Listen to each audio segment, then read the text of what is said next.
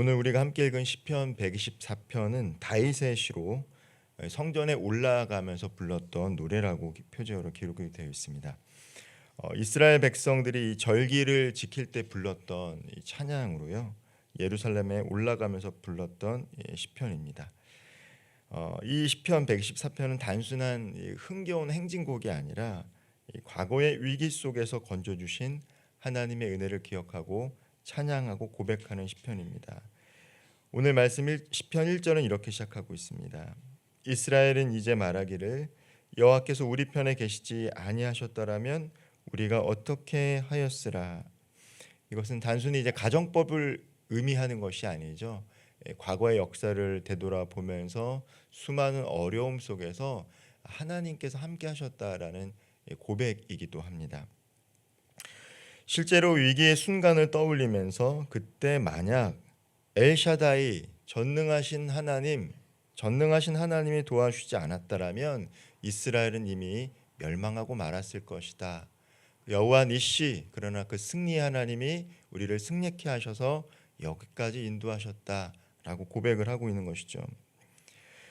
우리의 삶에도 이런 순간이 있지 않았습니까? 되돌아보면요, 만약 그때 정말 하나님이 나와 함께 하시지 않았다라면, 하나님께서 나와 함께 하셔서 올바른 선택을 하게 하지 않으셨다라면, 혹은 그 관계의 어려움 속에서 하나님께서 나를 지켜주시지 않았더라면, 재정의 어려움 속에서 하나님께서 도움의 손길을 주시지 않았더라면, 내가 불의의 사고로 혹은 질병으로 몸이 많이 쇠약해져서 많이 어려웠을 때 하나님이 나와 함께 하셔서 그 어려운 상황들을 호전시켜 주시지 않았더라면, 이런 생각들을 한번 해볼 때가 있을 것입니다.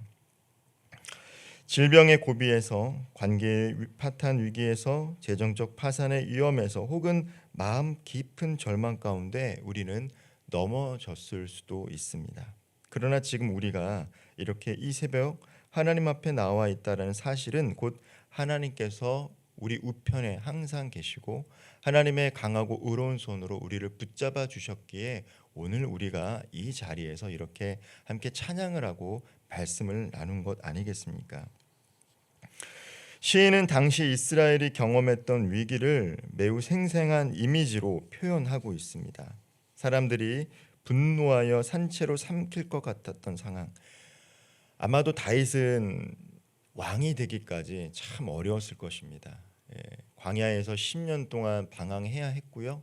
또 왕이 된 후에도 수많은 정적들이 있었고, 심지어 그의 아들까지도 그를 해하려 했던 상황들을 돌이켜보면 아마도 주변에 있는 사람들이 분노하여 산채로 삼킬 것 같은 상황, 그런 위기들을 겪었을 거예요.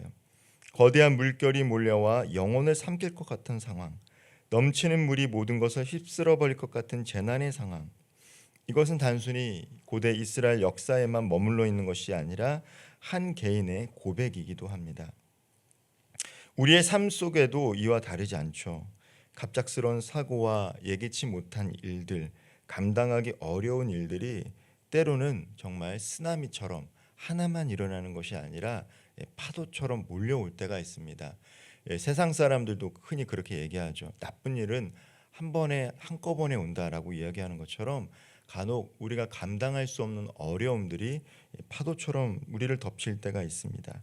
그때 우리는 두려움에 휩싸이고 이제 끝이다라는 생각이 들 때도 있어요.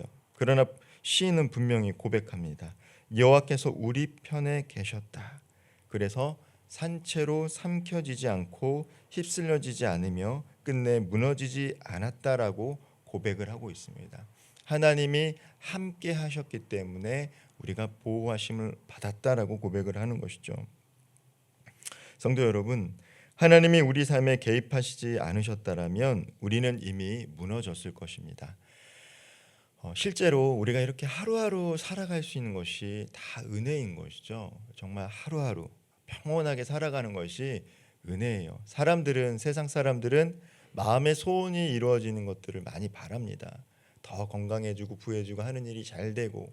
하지만 실제로 우리가 먹고 마시고 자고 일어설 수 있는 것 자체가 하나님의 도움 없이는 일어날 수 없는 일이라는 것들을 우리는 꼭 기억해야 돼요. 작은 것에 감사하면 하나님의 은혜를 잊지 않을 수 있습니다. 그런데 우리가 이제 그런 것들을 경험했음에도 불구하고 우리 마음의 욕심이 커지거나 마음에 더 큰 욕망이 생기면 지난날 하나님께서 우리 삶 가운데 함께 하셨던 것을 잊고 내 삶 가운데 결핍된 것에 대해 원망하고 불만할 때가 많죠. 그렇기 때문에 이스라엘 백성들은 항상 시편 노래 절기 때마다 과거 속에 역사하셨던 하나님을 찬양함으로 말미암아 그 기억을 전승하고 있는 거예요. 개인의 고백뿐만 아니라 이스라엘 전체가 과거에 하나님이 우리와 함께 하셨고 그 하나님이 함께 하시고 앞으로도 함께 하실 것입니다라는 믿음의 고백이고 다음 세대들에게도 전능하신 하나님이 우리와 함께 하심을 가리키고 있는 것이죠. 신앙 고백이라는 것은 무엇입니까? 내가 잘해서 지금 이렇게 됐다라는 게 아닙니다. 하나님께서 도우셨기 때문에 내가 이 자리에 있습니다가 바로 신앙의 고백인 거예요. 시인은 위기의 순간을 지나온 후 이제 구원의 은혜를 찬양하고 있어요. 125편 6절과 7절 말씀 제가 한번 읽어보도록 하겠습니다. 우리를 내주어 그들의 이에 씹히지 아니하게 하신 여호와를 찬송할지로다. 우리의 영혼이 사냥꾼의 올무에서 벗어난 새같이 되었나니 올무가 끊어짐으로 우리가 벗어났도다. 올무에 갇힌 새, 절망적인 상황을 상징합니다. 그러나 그러한 절망적인 상황에서도 하나님께서 그 올무를 끊으시고 새를 자유롭게 했던 것처럼 이스라엘 백성들을 해방하신 그 하나님의 은혜를 찬양하고 있는 것이죠. 우리 인생도 마찬가지 아니겠습니까? 눈에 보이지 않지만 우리를 꼼짝달싹 못하는 올무들이 있을 때가 있다라는 거예요.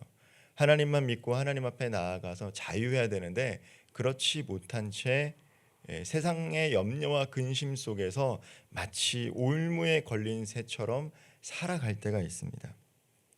길이 보이지 않을 때가 있다는 것이죠. 그러나 분명한 것은 하나님은 결코 우리를 올무에 그대로 버려두지 않으신다라는 거예요. 하나님은 우리의 인생의 얽매이는 모든 올무를 끊으시고 자유와 생명으로 우리를 인도해 주시는 분이신 줄 믿으시길 바랍니다. 사랑하는 성도 여러분, 혹시 지금 우리 성도님들을 붙잡고 있는 마음의 염려와 근심, 올무들이 있습니까? 두려움이 있고 절망하는 상황이 있습니까? 아니면 혹은 그것이 과거의 상처입니까? 복음의 능력이 무엇입니까? 복음의 능력은 과거의 상처를 안고 살아가게 하는 것이 아니에요. 복음의 능력은 무엇입니까? 예수 그리스도 안에서 나의 과거, 남들에게 말하기 부끄러운 과거가 있을 수도 있고요. 수치가 될 수도 있고 자격지심이 될 수도 있습니다. 그러나 진정한 복음의 능력은 무엇이냐면요. 거기로부터 자유해지는 거예요. 우리가 사람들과 교제를 하다 보면 정말 별거 아닌 거예요. 사람들이 흥분을 할 때가 있고 화를 낼 때가 있어요. 우리는 모르죠. 근데 그분에게는 그 단어 하나가 그 떠올리는 이미지 하나가 자격지심이고 상처가 됐다는 것이죠. 아직 그분이 복음 안에서 온전한 자유함을 누리지 못했다는 거예요. 우리가 교회 생활을 하든 직장 생활을 하든 가정 생활을 하던 예수 그리스도를 믿고 복음 안에 자유했다는 것은 과거의 상처로부터 자유해지는 것입니다. 또한 현재 당면한 고난 그리고 앞으로 다가올 미래에 대한 염려로부터도 자유해지는 거예요. 그것이 복음의 능력입니다. 내가 예수를 믿고 하나님께 찬양을 하는데도 여전히 과거에 속해서 살아가고 현재 겪고 있는 상황 때문에 절망하고 미래에 대한 두려움 때문에 근심하고 있다라면 아직 우리는 올무 안에 갇혀 있는 것이죠. 그러나 정말 하나님과 함께 한다라면 과거와 현재와 미래에서 모든 것으로부터 자유해질 수 있습니다. 특별히 예수님께서는 수고하고 무거운 짐을 짓고 살아가는 우리 제자들과 성도들을 향해서 모든 것을 맡기라라고 말씀하셨어요. 주님께 모든 것을 맡기면 자유로울 수 있기 때문입니다. 시인은 마지막으로 이렇게 선포하고 있습니다. 시편 124편 8절 말씀입니다. 우리의 도움은 천지를 지으신 여호와의 이름에 있도다. 이것이 바로 오늘 우리가 함께 고백해야 될 믿음의 결론이기도 합니다. 우리의 도움은 사람에게서 오는 것이 아닙니다. 물론 우리가 살다 보면 기도하다 보면 하나님은 항상 사람을 통해 역사하신다라는 것을 알고 있습니다.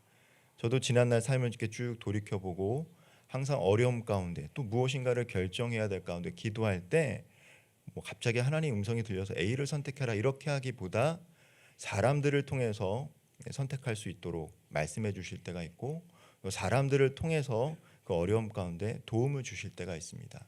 즉 기도하면 하나님은 사람을 통해서 환경을 통해서 역사하신다는 것을 알고 있습니다. 물론 초월적으로 사람을 개입하지 않고 하나님이 직접 일하실 때가 있지만 오늘날 보면 기도하면 하나님은 항상 주변의 사람들과 환경을 통해 일하신다는 것을 압니다. 그러나 우리가 분명히 기억해야 될 것은 우리가 사람의 도움을 받았다 할지라도 그것은 그 사람이 도운 것이 아니라 하나님께 기도하니 하나님께서 내 사정을 아셔서 그 사람을 보내주셔서 도와주신 것이죠. 그것이 우리의 믿음의 고백이라는 것입니다. 사람을 의지해서는 안 되고요. 하나님께 의지하면 하나님이 필요한 사람도 보내주시고 환경도 열어주심을 우리는 경험하게 되는 것이죠. 우리의 도움은 사람에게서 오는 것이 아닙니다. 환경이나 상황에서 오는 것이 아니에요. 마치 사람과 상황과 환경에서 오는 것처럼 보여지지만 오직 천지를 지으신 여호와 그분께서 열어주실 때 가능한 것입니다. 사랑하는 성도 여러분, 우리의 인생은 끊임없는 위기의 연속일지 몰라요. 그러나 그 모든 위기는 하나님을 더 깊이 만나고 경험할 수 있는 반전의 시간이 될 수 있습니다.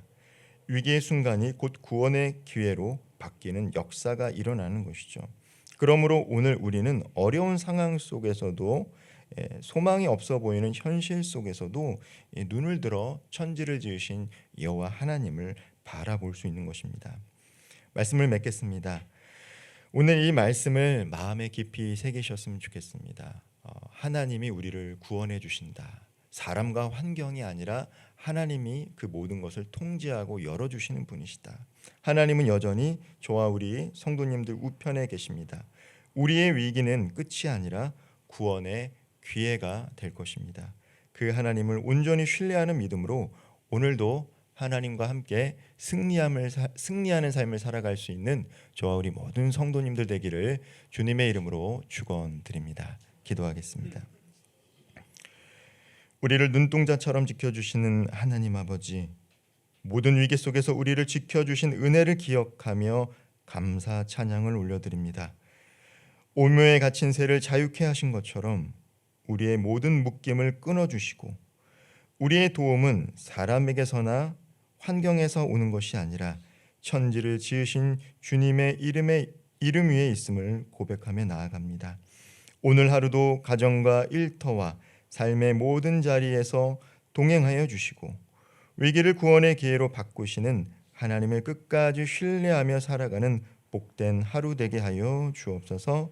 예수님의 이름으로 기도합니다. 아멘.